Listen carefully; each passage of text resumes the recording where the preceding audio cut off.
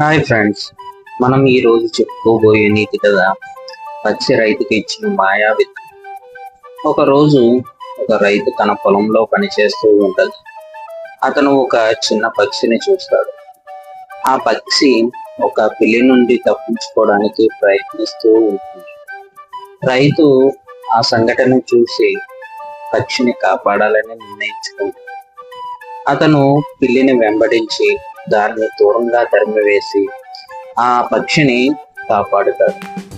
ఆ పక్షిని కాపాడినందుకు పక్షి రైతుకు కృతజ్ఞతలు తెలిపి దానితో పాటుగా ఒక విత్తనాన్ని రైతుకు ఇస్తుంది.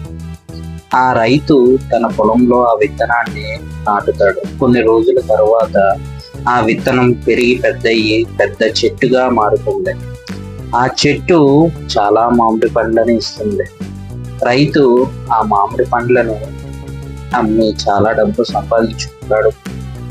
దాంతో తను చాలా సంతోషంగా ఉండి ఆ పక్షికి కృతజ్ఞతలు తెలుపుతాడు. ఈ కథ ద్వారా మనం తెలుసుకోవలసిన నీతి ఏమిటంటే, జంతువులకు సహాయం చేయడం ఎల్లప్పుడూ మంచిదే. మీరు జంతువులకు సహాయం చేస్తే మీరు తప్పక ప్రతిఫలం పొందుతారు.